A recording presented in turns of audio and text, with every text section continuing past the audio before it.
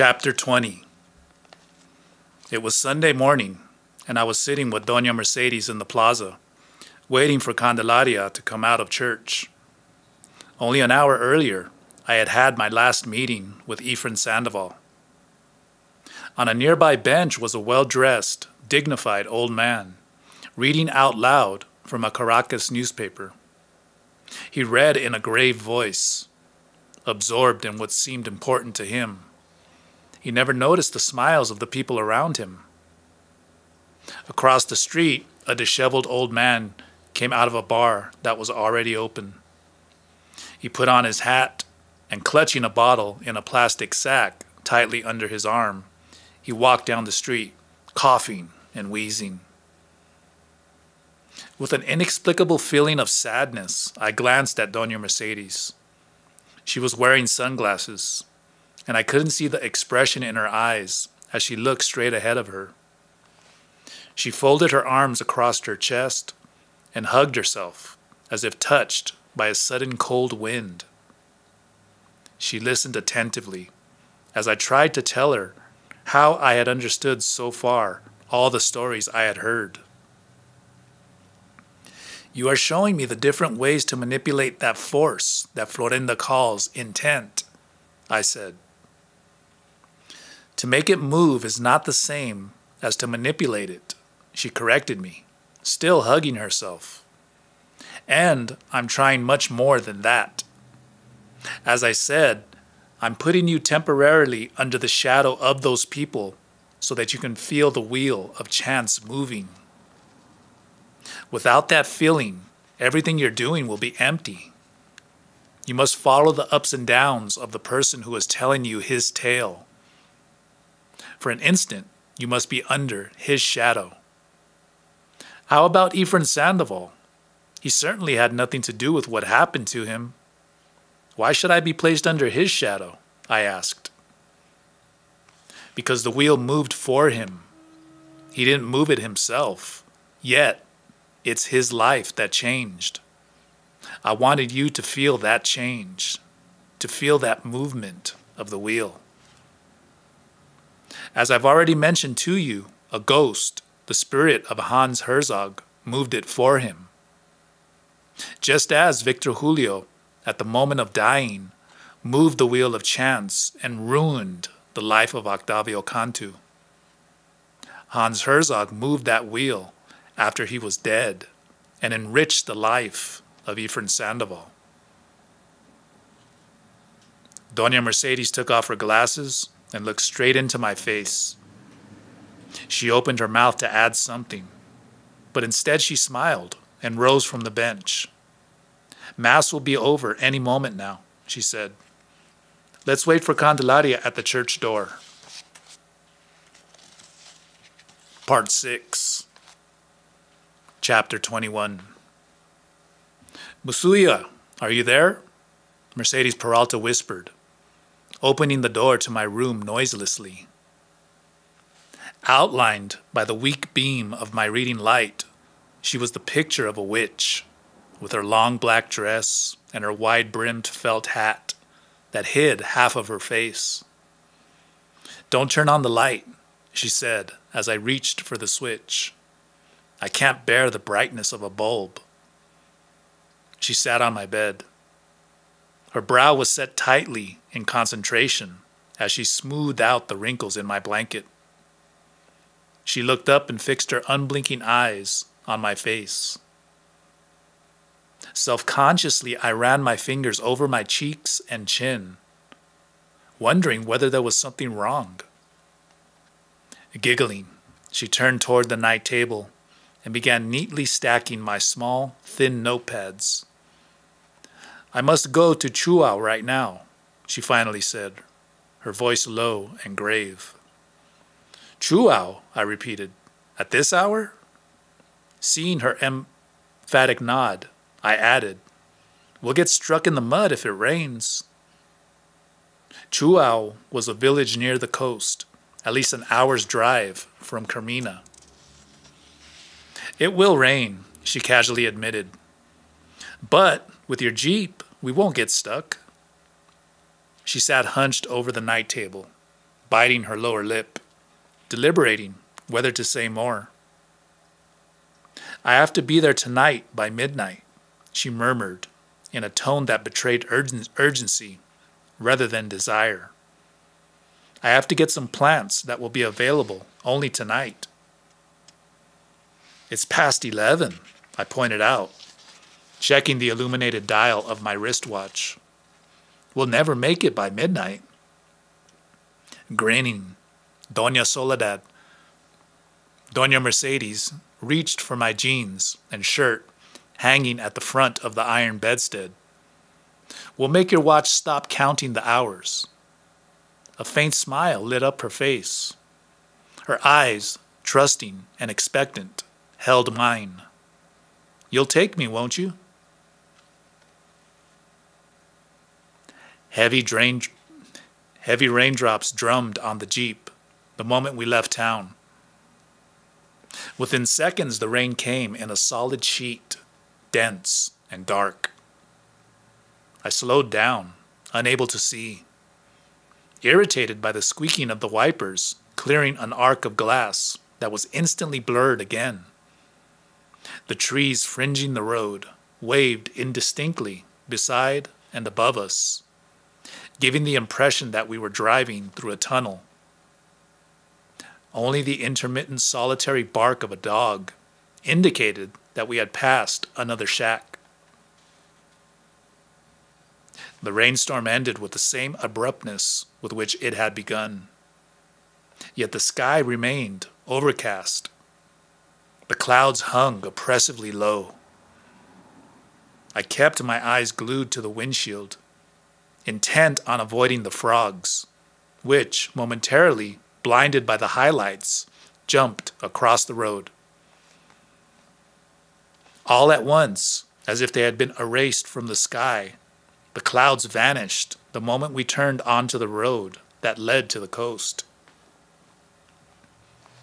The moon shone brightly upon a flat landscape where an occasional tree swayed gently in the breeze, its leaves shining silvery in the unreal light. I stopped in the middle of a crossroad and got out of the Jeep. The air, warm and humid, smelled of the mountains and the sea. "What made you stop here, Musuya?" Mercedes Peralta asked, her voice full of bewilderment as she got out and stood beside me. "I'm a witch," I explained, looking into her eyes. I knew that if I told her that I just wanted to stretch my legs, she wouldn't believe me. "I was born in a place like this," I went on, "somewhere between the mountains and the sea." Mercedes Peralta frowned at me. Then a humorous, delighted twinkle shone in her eyes. Giggling uncontrollably, she sat on the wet ground and pulled me down with her. "Perhaps you weren't born like a normal human being. Maybe a curiosa lost you on her way across the sky," she said. "What is a curiosa?" I asked. She regarded me cheerfully and explained that curiosas were witches who were no longer concerned with the obvious aspects of sorcery, symbolic paraphernalia, rituals, and incantations. Curiosas, she whispered, are beings preoccupied with things of the eternal. They are like spiders, spinning fine, invisible threads between the known and the unknown. She took off her hat, then lay on her back, flat on the ground, with her head precisely in the middle of the crossroad, pointing north. "Lie down, Musuya," she urged me, stretching her arms toward the east and the west. "Make sure the top of your head touches mine and that your arms and legs are in the same position as mine." It was comfortable lying head to head on the crossroad. Although separated by our hair, I had the feeling our scalps were fused together. I turned my head sideways, and to my great amusement noticed how much longer her arms were than mine. Seemingly aware of my discovery, Doña Mercedes moved her arms closer to mine. "If someone sees us, they'll think we're crazy," I said. "Perhaps," she conceded. "However, if it's people who usually walk by this crossroad at this time of the night, they will run away in fright, thinking they have seen two curiosas ready for flight." We were silent for a moment. But before I asked her about the curiosa's flight, she spoke again. "The reason I was so interested to know why you stopped at the crossroad," she said, "was that there are people who swear they have seen a curiosa lying naked on this very spot. They say that she had wings growing out of her back, and that they saw her body become translucent white as she took off into the sky." "I saw your body turn transparent at the seance for Ephraim Sandoval," I said. "Of course you did," she retorted with an amused casualness. "I did that just for you because I know that you'll never be a healer. You're a medium, and perhaps even a witch, but not a healer. I should know it. I'm a witch myself."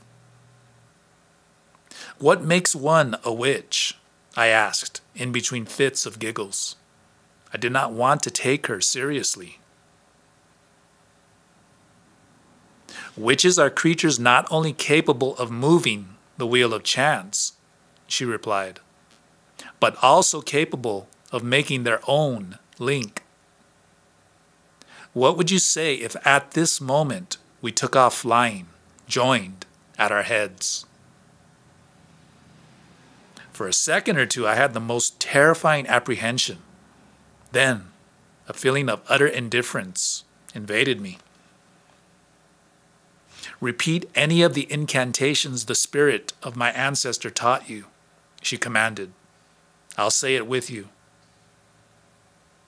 Our voices merged into a single harmonious sound, filling the space around us, enveloping us into a giant cocoon.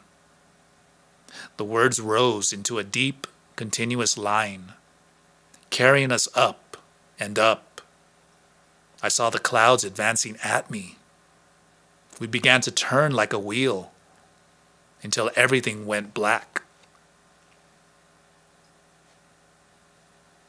Someone was shaking me vigorously. I woke up with an unexpected jolt. I was sitting behind the steering wheel of my Jeep, and I was driving. I had no recollection of walking back to the car. "Don't fall asleep," Doña Mercedes said. "We'll crash and die like two fools." I stepped on the brakes and turned off the ignition. The thought that I had been driving asleep made me tremble with fear. "Where are we going?" I asked. My voice sounded an octave lower.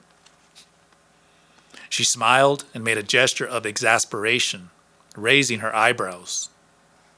"You get tired too easily, Musuya," she said. "You're too little. But I think that's your best feature. If you were bigger, you would be unbearable." I insisted on knowing our destination. I meant it in terms of physical locale, so that I could drive with a sense of direction. "We are going to meet Leon Chirino and another friend," she informed me. Let's go. I'll give you directions as you drive." I started the Jeep and drove in silence. I was still drowsy.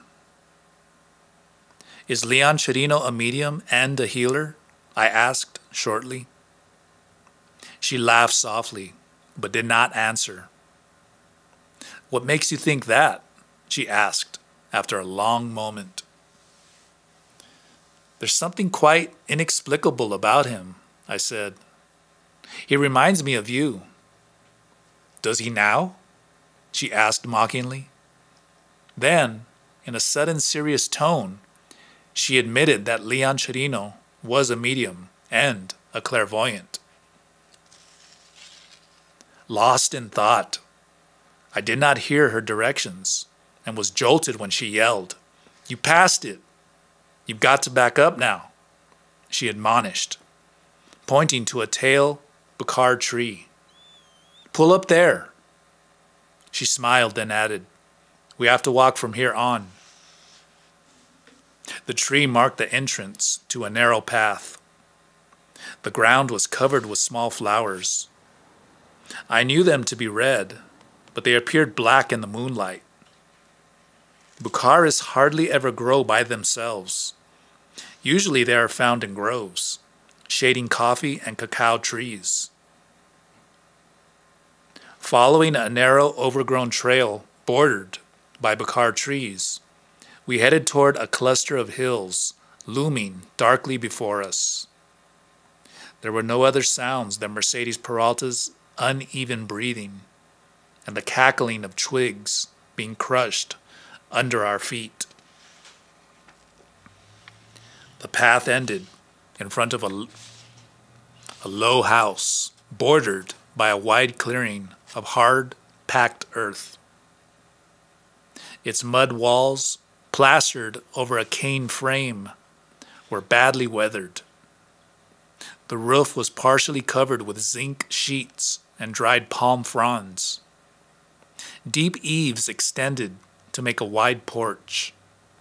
The front had no windows, only a narrow door through which a faint light escaped. Doña Mercedes pushed the door open. Flickering candles cast more shadows than light in a sparsely furnished room. Leon Chirino, sitting on a straight-backed chair, stared at us with an expression of surprise and delight. Haltingly, he stood up, embraced the healer warmly, and guided her to the chair he had just vacated. He greeted me and jokingly shook my hand. "Let me introduce you to one of the greatest healers around," he said, "second only to Doña Mercedes herself." But before he could continue, someone cried out, "I'm Augustine." Only then did I notice the low-hanging hammock in the corner. A small man lay in it. His body was half-twisted, one foot touching the ground, so that he could rock the hammock back and forth. He didn't seem particularly young, nor was he old. He was perhaps in his 30s, yet his hollowed cheeks and sharp bones made him look like a starved child.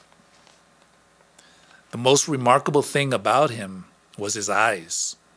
They were light blue, and in his black face they shone with a dazzling intensity. Awkwardly, I stood in the middle of the room. There was something eerie about the uncertain light of the candles playing with our shadows on the walls, gauzy with cobwebs. The Spartan furniture, a table, 3 chairs, 2 stools, and a cot, all meticulously arranged against the wall, imparted an unlived-in atmosphere to the room. "Do you live here?" I asked Augustine. "No, I don't," he said, approaching me. "This is my summer palace." Pleased with his joke, he threw his head back and laughed. Embarrassed, I moved toward the nearest stool and screamed as something sharp scratched my ankle. A hideous, dirty-looking cat stared up at me. "There's no need to yell the place down," Augustine said, and gathered the scrawny feline in his arms. It began to purr the instant he rubbed its head. "She likes you. Do you want to touch her?" I shook my head emphatically. It wasn't so much the fleas and the mangy bare spots scattered over its yellowish fur that I minded, but its piercing yellow-green slitted eyes that never left my face. "We'd better go if we want to get the plants in time," Leon Chirino said, helping Doña Mercedes to her feet. He unhooked the oil lamp hanging from a nail behind the door, lit it, and then signaled us to follow him.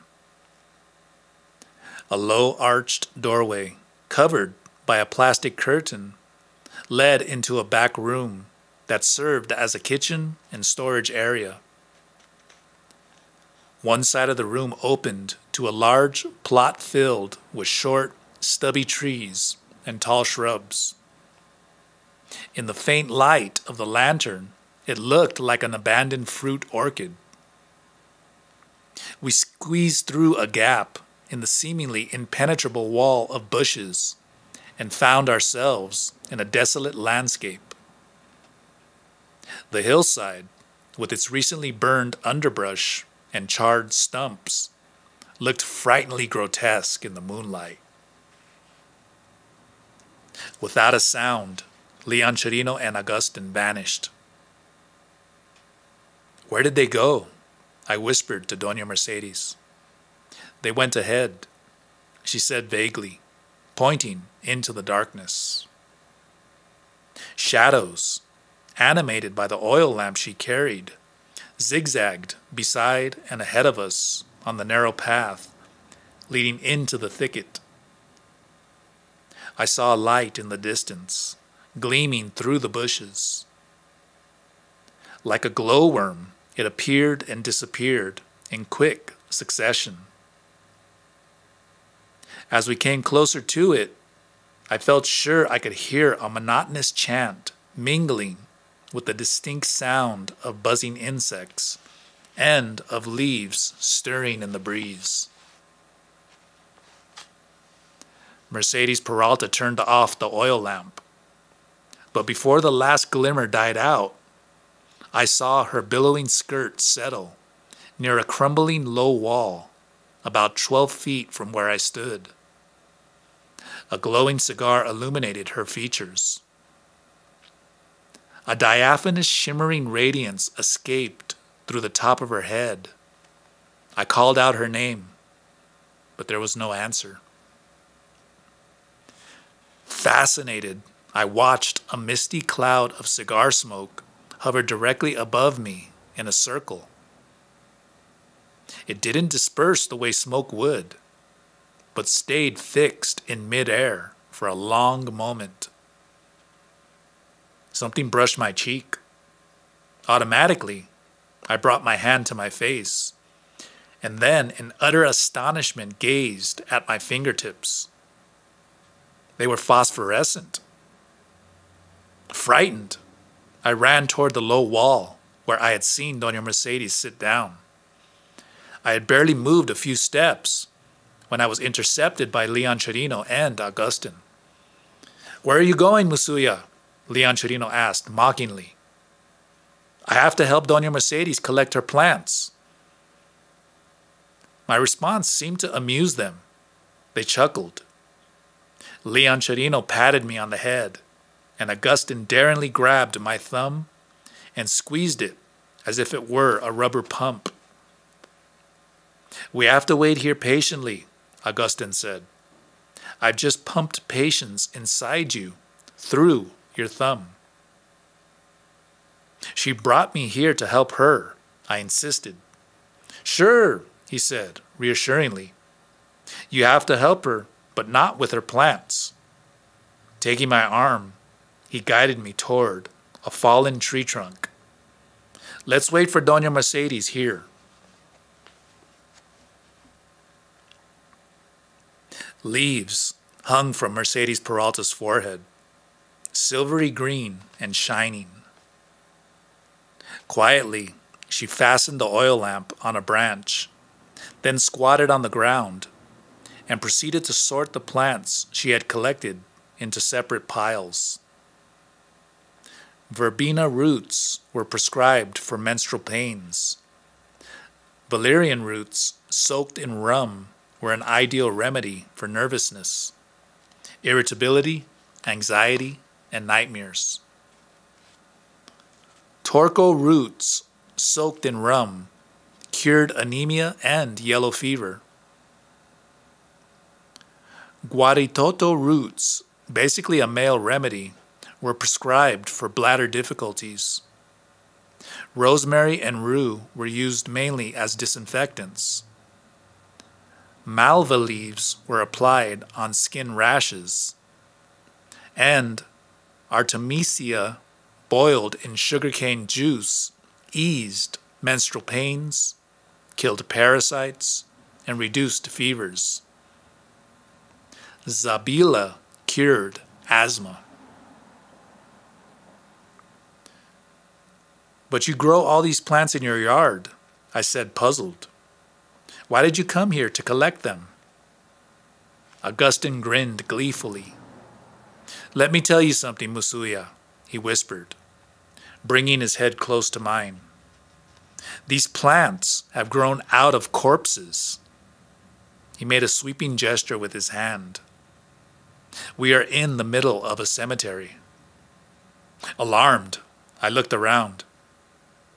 There were neither tombstones nor mounds to indicate that we were in a graveyard. But I hadn't seen any tombstones in the other cemetery either. Our ancestors are buried here, Augustine said, and crossed himself. On nights like this, when a full moon alters the distance of graves and paints white shadows at the foot of trees, one can hear a pitiful moaning and the rattling of chains.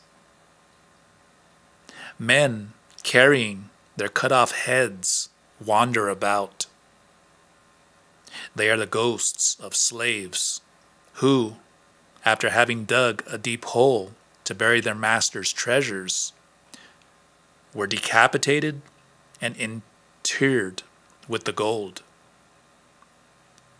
But there is no need to be frightened, Augustine hastened to add. All they want is a bit of rum. If you give them some, they will tell you where the treasures are buried.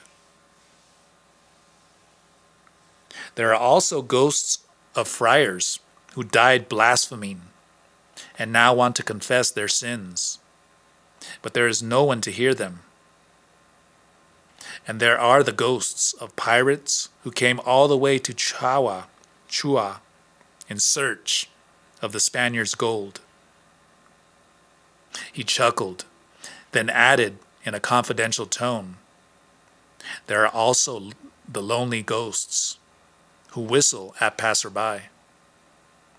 These are the simplest of them all. They don't ask for much. All these lonely ghosts want is for someone to say an Our Father for them. Mercedes Peralta, a root poised in one hand, slowly lifted her head. Her dark eyes held mine in their gaze. Augustine has an inexhaustible supply of stories, she said. Each tale he garnishes to the limit. Augustine rose. The way he stretched his body and limbs gave the impression that he was boneless. He plopped down in front of Doña Mercedes and buried his head in her lap. We'd better get going, she said, stroking his head tenderly. I'm sending the Musuya to your place in a few days. But I treat only children, Augustine stammered, looking up at me with a sad, apologetic face. She doesn't need a healing, Doña Mercedes laughed. All she wants to do is watch you and to hear your stories.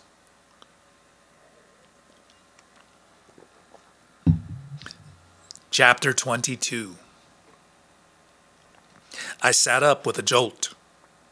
Something had plopped down on my bed by my feet with a forceful thump. The dog sleeping nearby raised its head pricked its ears, but hearing nothing other than my mumbled imprecations, put its muzzle back on its forepaws. For a moment, I was totally disoriented as to where I was. But when I heard Doña Mercedes' soft yet persistent murmur, I realized I was in the house of Leon Chirino's brother, in a small town an hour's drive from Carmina. I was on the cot they had set up for me in the kitchen. I had driven Leon Chirino and Doña Mercedes there in the middle of the night, for they had to conduct a private seance for his brother.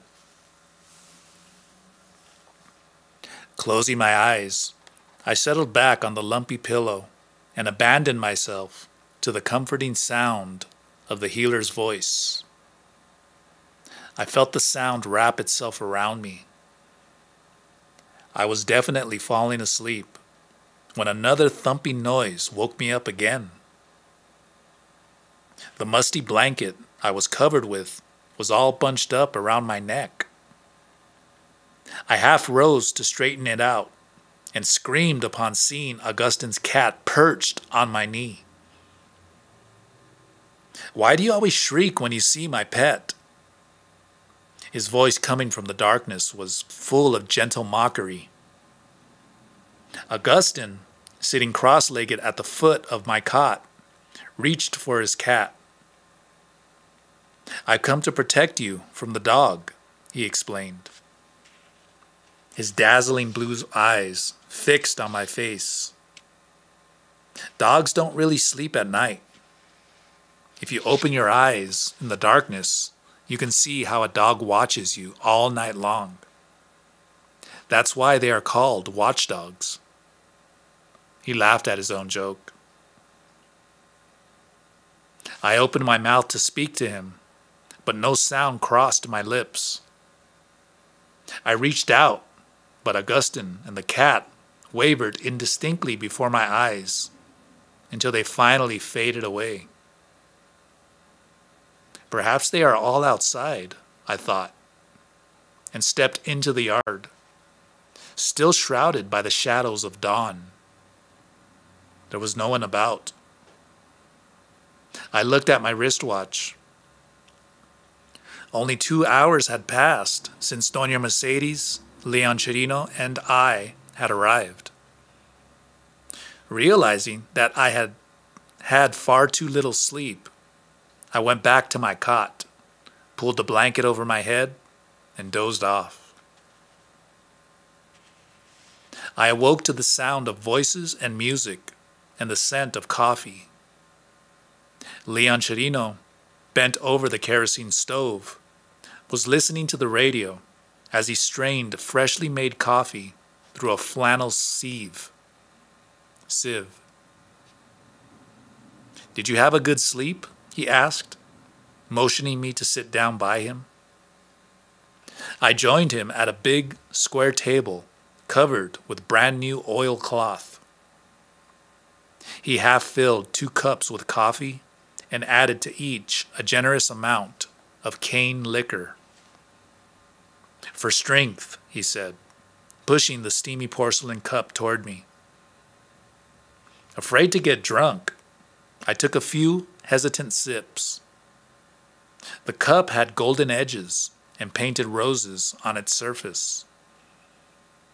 He replenished his own cup with more coffee and cane liquor. "Doña Mercedes says that you're clairvoyant," I said. "Can you tell me what fate has in store for me?"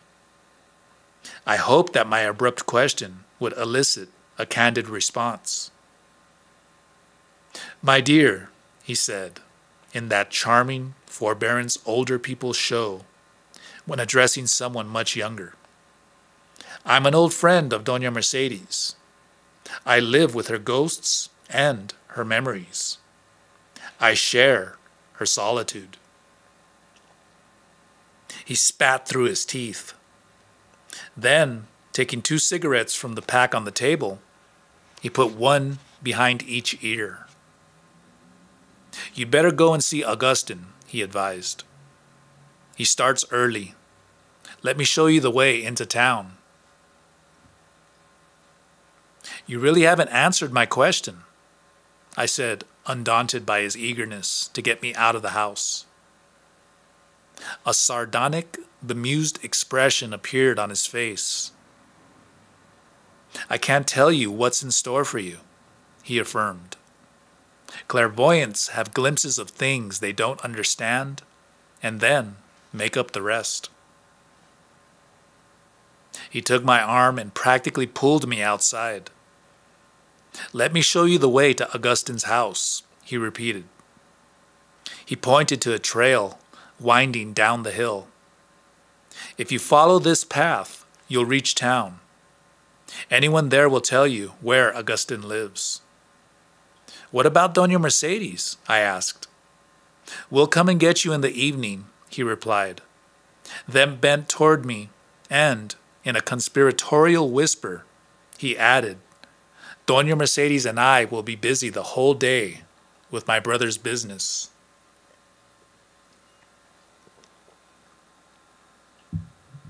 The twittering of bluebirds in the trees and the fragrance of the ripe mangoes shimmering amid the dark foliage like clumps of gold, filled the air. A well-trodden path winding down the slope ran into a wide, dirt-packed street and branched off again into the hills at the other end of the hot, sunlit town. Women sweeping the cement sidewalks in front of their brightly painted houses paused for an instant to return my greeting as I walked by. "Can you tell me where the healer Augustine lives?" I asked one of the women. "I sure can," she replied, resting her chin on her hands, cupped over the end of the broom handle. In a loud voice, no doubt for the benefit of her curious neighbors, she directed me to the green stucco house at the very end of the street. "It's the one with the big antenna on the roof. You can't miss it." She lowered her voice to a murmur, and in a confidential tone assured me that Augustine could cure anything from insomnia to snake bites. Even cancer and leprosy were not too much for him. His young patients always got well. I knocked repeatedly on Augustine's front door, but there was no answer. "Just walk right in," a young girl shouted, leaning out a window across the street. "Augustine can't hear you. He's way in the back." Following her advice, I stepped through the front door that opened into the inside patio. I peeked into each of the 3 rooms I passed, which also opened onto the patio. Except for a hammock in each of them, the first 2 rooms were empty. The third one was the living room. Calendars and magazine pictures decorated the walls. A row of straight-backed chairs and a plastic-covered couch faced an enormous television set. Farther back was the kitchen. Beyond the kitchen, through an alcove, was yet another room. I saw Augustine there, seated at a large table. As I approached, he rose smiling and stood scratching his head, his other hand thrust deep into the pocket of his worn khaki pants. His white shirt had patches, and the cut-off sleeves were frayed at the unhemmed cuffs. "This is my working room," he exclaimed proudly, extending his arm about in a circle. "I've got everything in here, and I'm about to open. My patients come through the side door. That door brings both of us luck." The room, well lit and ventilated by 2 windows facing the hills, smelled of disinfectant. There were rows of unvarnished, unpainted shelves on all the walls. On the shelves, neatly arranged and all properly labeled, stood various sized flasks, bottles, jars, and boxes filled with dry roots, bark, leaves, and flowers. These items were not only identified by their common names, but also by their scientific Latin nomenclature. The table was hand-carved and faced the open windows. Bottles, bowls, pestles, books, and 2 scales were lined up on the highly polished surface.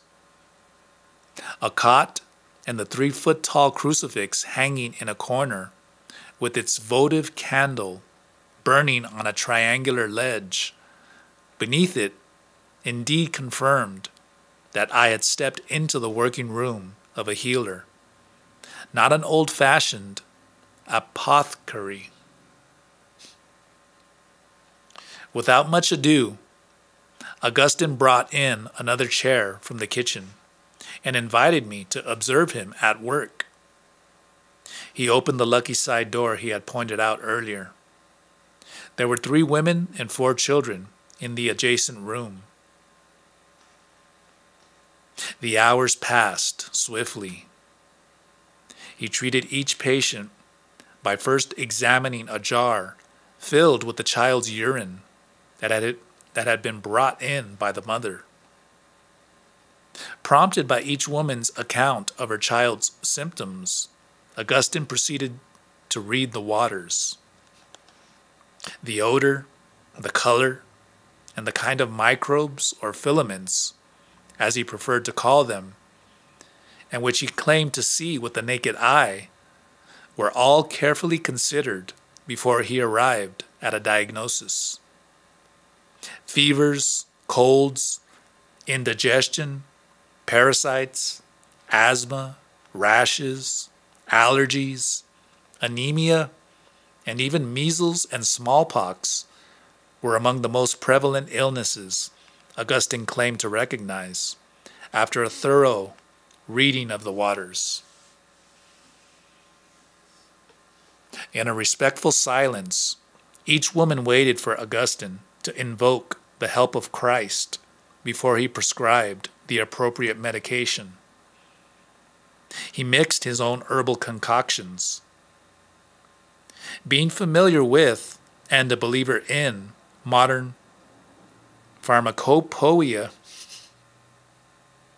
Augustine was inclined to supplement his own remedies with milk of magnesia, antibiotics, aspirins, and vitamins, which he had repacked and rebottled in his own containers. Like Mercedes Peralta, he charged no set fee, but left it to the judgment of his clients. That is, they paid whatever they could afford. Our late lunch of chicken and pork empanadas, brought to us by a woman in the neighborhood, came to an abrupt end when a man carrying a small boy walked into the kitchen. The child, perhaps 6 or 7 years old, had cut the calf of his leg while playing in the field with his father's machete. In his calm, sure manner, Augustine carried the child to the cot in his working room and undid the makeshift, blood-soaked bandage. First he bathed the deep gash with rosemary water, and then with peroxide. It was hard to tell whether the child was being hypnotized by Augustine's soothing touch as he massaged the anxious little face, or by his soft voice as he recited an incantation. But in a matter of moments, the boy was asleep. And then Augustine began the most important part of his treatment. To stop the bleeding, he applied to the wound a poultice of leaves that had been soaked in clear sugarcane liquor. Then he prepared a paste that he claimed would heal the wound in less than 10 days and leave no scar. Invoking the guidance of Christ, Augustine sprinkled a few drops of a milky substance on an abalone shell. With slow, rhythmic motions, he began to grind the shell with a broad wooden pestle. A half hour elapsed before he had little less than a half teaspoon of a greenish, musky-smelling substance. He examined the cut once more, pressed the wound closed with his fingers, and carefully spread the paste over the gash. Mumbling a prayer, he expertly bandaged the leg with strips of white cloth. A satisfied smile lit his face as he handed the sleeping boy into the father's arms and told him to bring him every other day to change the dressing.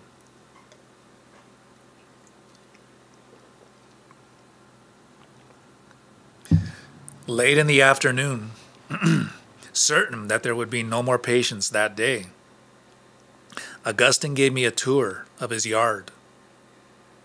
His medicinal plants grew in neat rows and square patches, arranged as carefully as the jars and bottles were on the table and shelves in his working room. At the far end of the yard, leaning against the tool shed, stood an old kerosene refrigerator.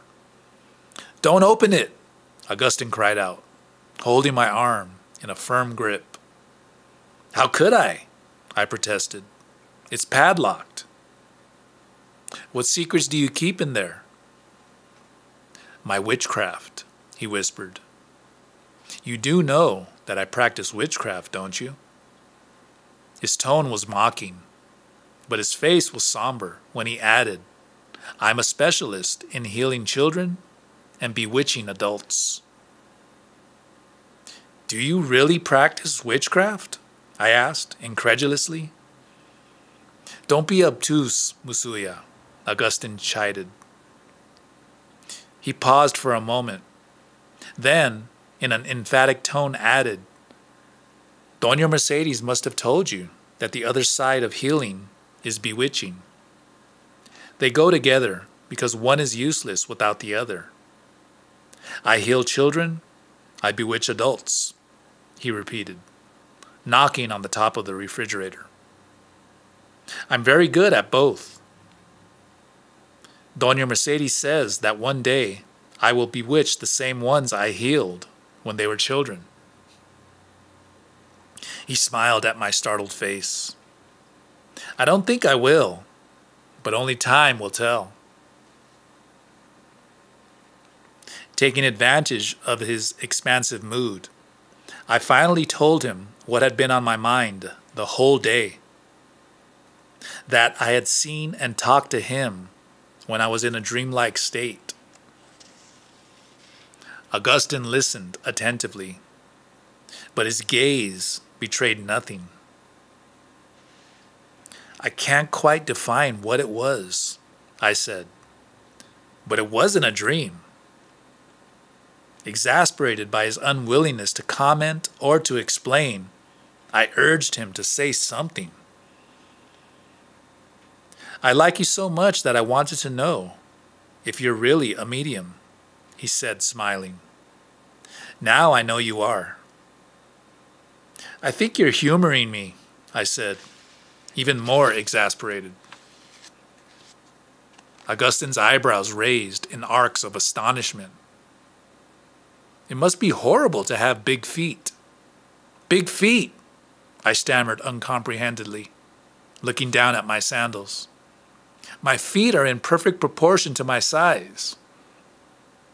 "They should be smaller," Augustine insisted, putting his fingers to his lips as though to suppress a smile. "Your feet are too large. That's why you live in perpetual reality. That's why you want everything explained.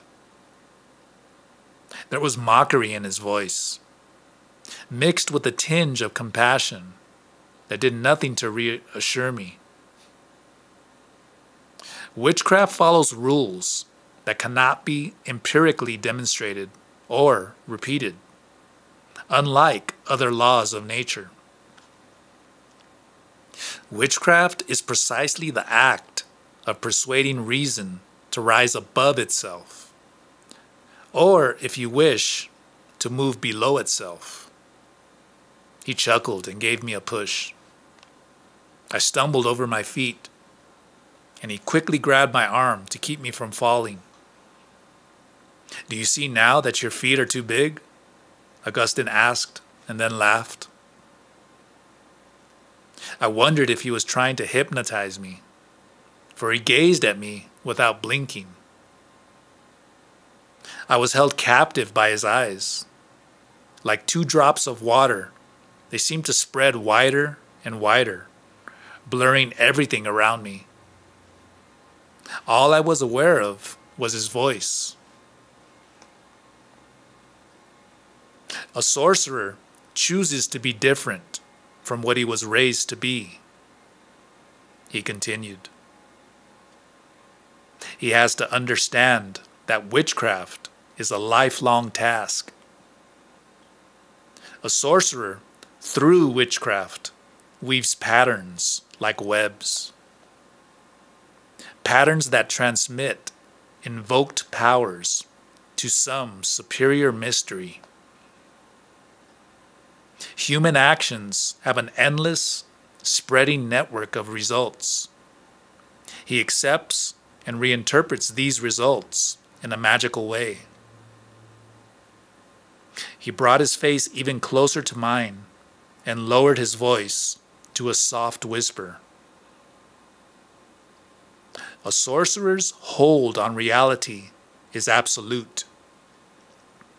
His grip is so powerful he can bend reality every which way in the service of his art.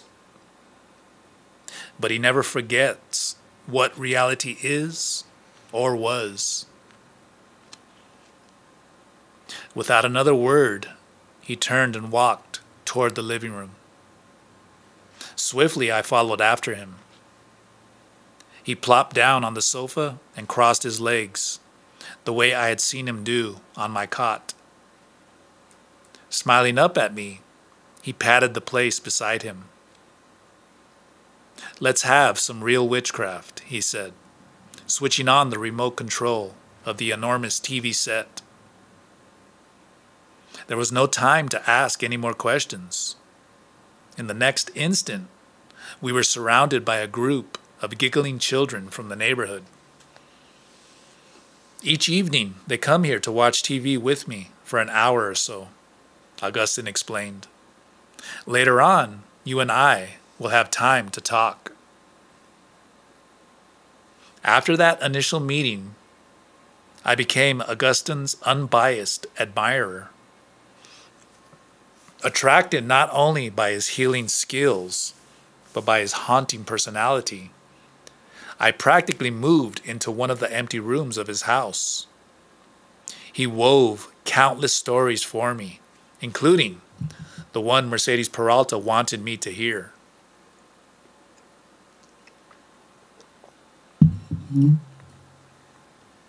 Startled by a faint moan, Augustine opened his eyes. In a shaft of light, a spider suspended on invisible thread dropped from the crumbling cane ceiling all the way to the ground, where Augustine lay curled up like a cat. He reached toward the spider, crushed it between his fingers, and ate it. Sighing, he drew his knees even closer to his chest as he felt the cold of dawn seep through the cracks of the weather-beaten mud walls. Augustine couldn't remember whether days or weeks had passed since his mother brought him to this dilapidated, abandoned hut, where bats hung from the ceiling like unlit bulbs and cockroaches swarmed around in daylight and in darkness.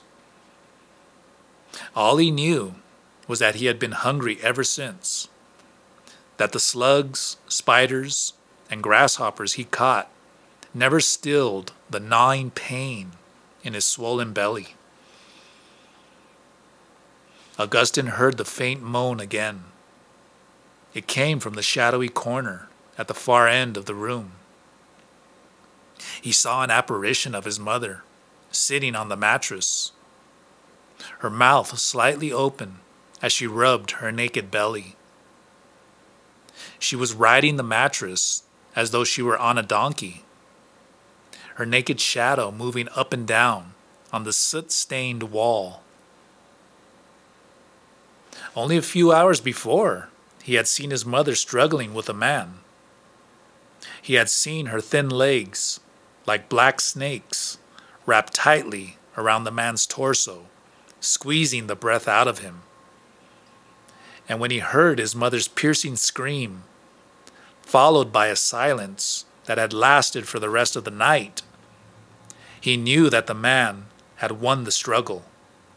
He had killed her. Augustine's tired eyes closed with pleasure at the thought that he was now an orphan. He was safe. They would take him at the mission. Half conscious of his mother's ghostly sighs, giggles, and whispers whirling about the room, he dozed off again. A loud groan shattered the morning stillness. Augustine opened his eyes and pressed his fist against his lips to stifle a scream as he saw the same man from the night before sit up on the mattress. Augustine didn't know the man, yet he was sure he was from Imperf. He vaguely remembered seeing him talking to his mother in the plaza. Had the woman from the small hamlet in the hills sent the man to take him back? To perhaps kill him? It couldn't be. He must be having a vivid, horrible dream. The man cleared his throat and spat on the ground. His voice filled the room. I'll take you away today, but I can't take the boy. Why didn't you leave him with the Protestants? You know that they have a place for children. Even if they won't take him, they'll feed him. When Augustine heard his mother's harsh reply, he knew that he was wide awake. He knew that she was not a ghost. The Protestants won't take any children unless they are orphaned, his mother said. There was nothing else I could do but bring the boy to this abandoned shack. I'm waiting for him to die. I know of a woman who'll take him, the man said. She'll know what to do with him. She's a witch. It's too late now, his mother said. I wish I had given Augustine to a witch when he was born. Ever since he was a baby, a witch in Imperf wanted him. She used to feed him strange potions and hang amulets around his wrists and neck, allegedly to guard him from calamities and disease.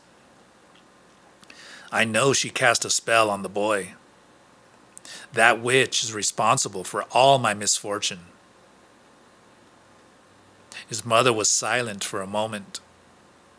Then, in a strangled whisper, as though she were under attack by an unseen enemy, she added, I'm terrified of witches. If I went to one now, she'd know that I haven't been feeding the boy. She'd kill me. Tears rolled down Augustine's cheeks as he remembered the days in Imperf, when his mother used to cradle him in her arms. She would smother him with kisses and tell him that his eyes were like pieces of the sky. But when the woman in the neighboring shacks forbade their children to play with him, his mother became a different person. She no longer touched or kissed him. Finally, she ceased speaking to him altogether. One afternoon, a woman carrying a dead child in her arms burst into their shack. Blue eyes in a black face, she screamed at Augustine's mother. That's the work of the devil. That's the devil himself. He killed my baby with the evil eye. If you don't get rid of that boy, I will. That same night, his mother fled with him to the hills. Augustine was certain that it was that woman who had cast a spell on his mother, so she would hate him.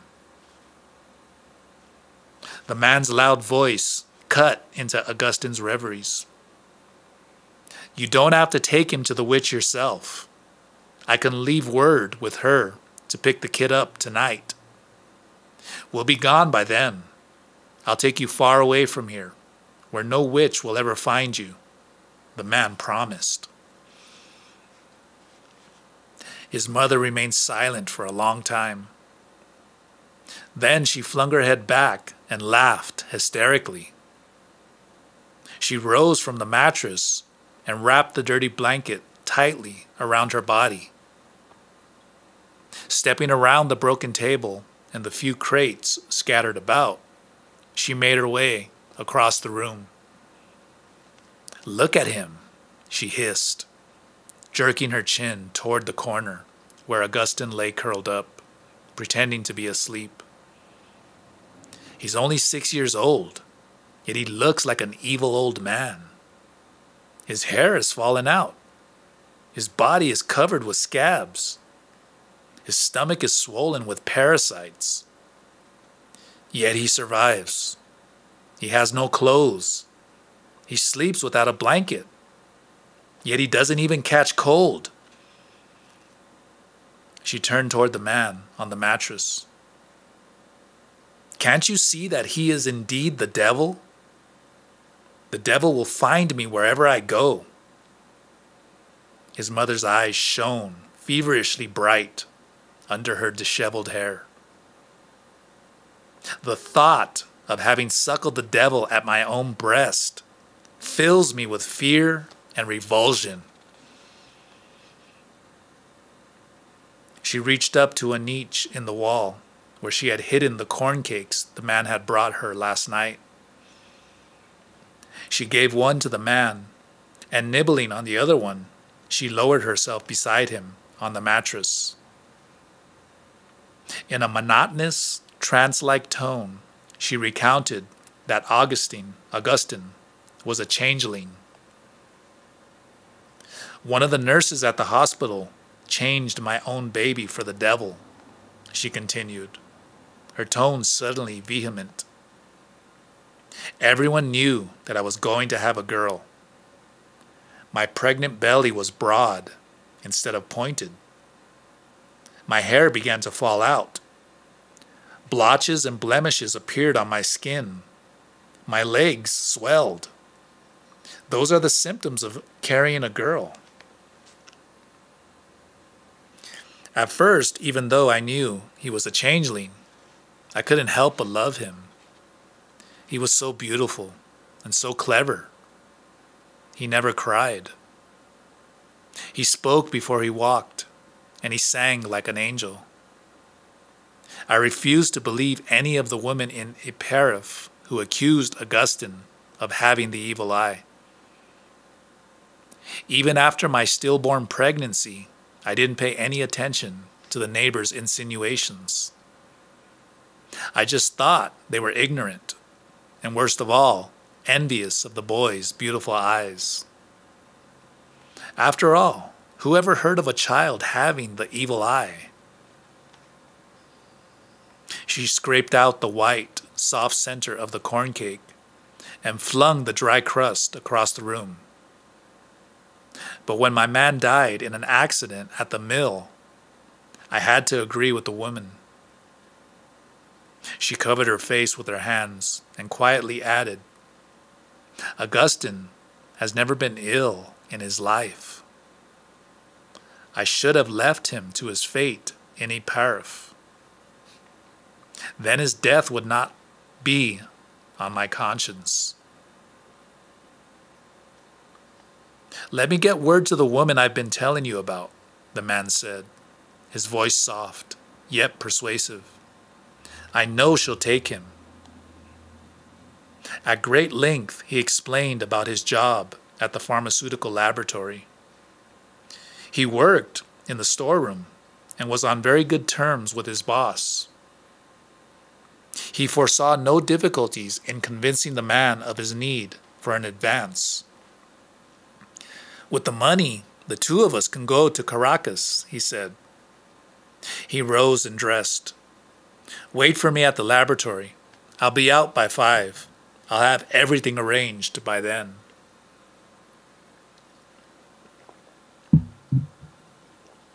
Augustine reached for the dry crust on the ground.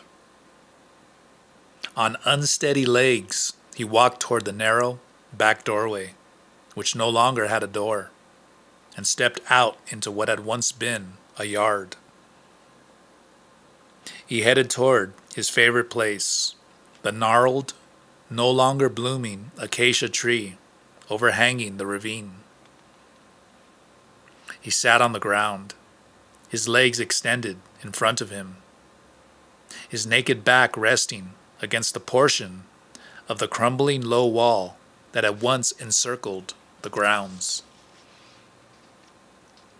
The scrawny, sickly-looking cat that had followed him all the way from Epareth rubbed its coarse fur against his thigh. Augustine gave it a small piece of the crust, then pushed the cat away toward the lizards scuttling in and out of the crevices in the mud wall. He would not part with another crumb. He was never capable of satisfying his own relentless hunger, a hunger that filled his days and nights with dreams of food. With a sigh on his lips, he dozed off.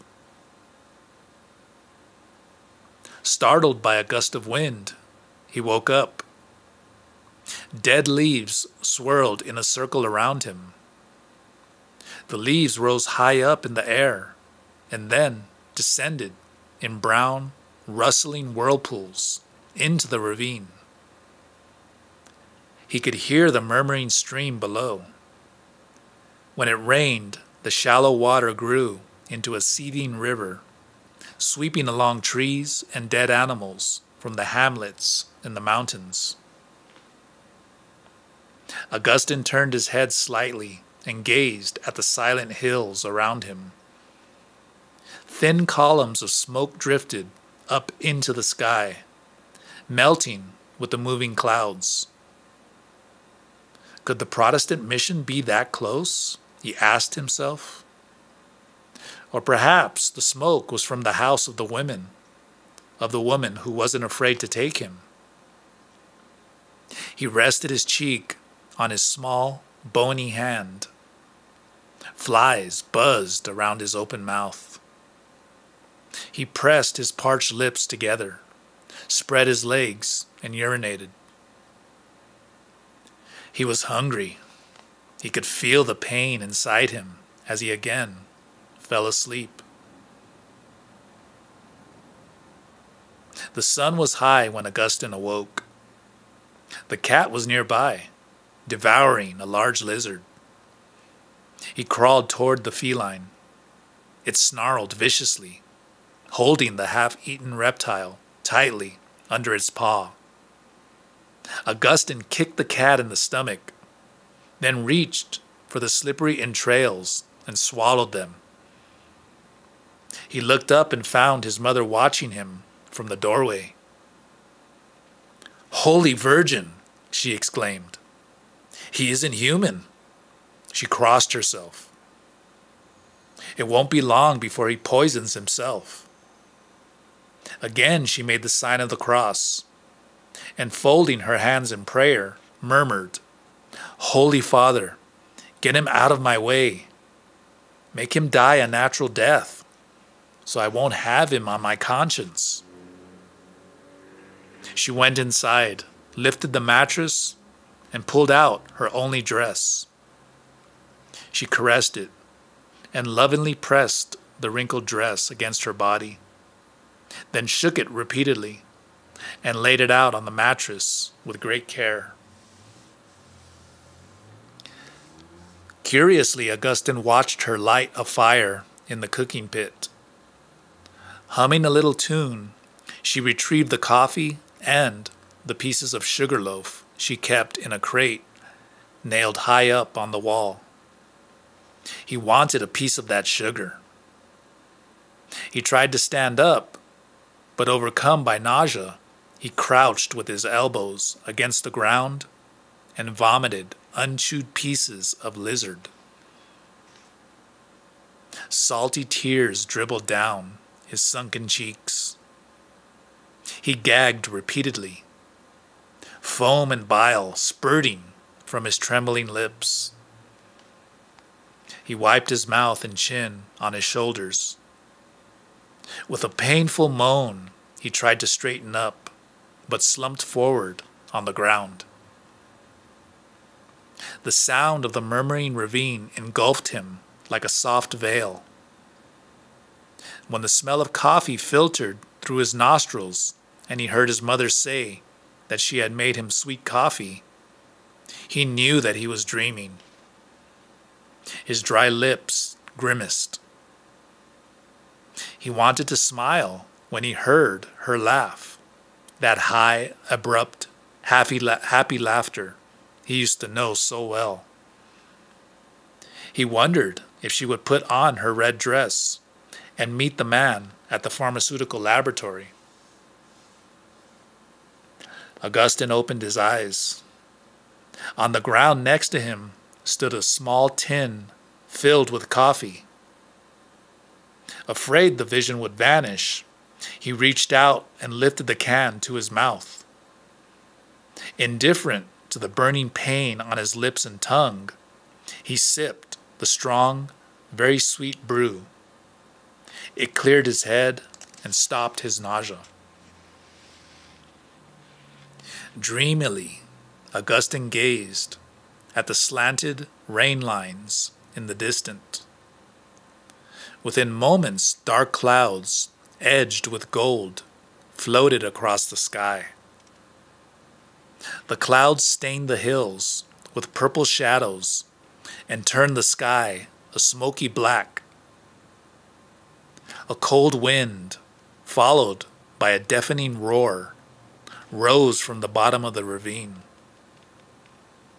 The rainwater from the distant hills gushed down the deep gorge with outrageous force. Within moments, large heavy drops burst from the sky. Augustine rose, tilted his face skyward, and, with arms outstretched, welcomed the soothing coolness that washed him clean.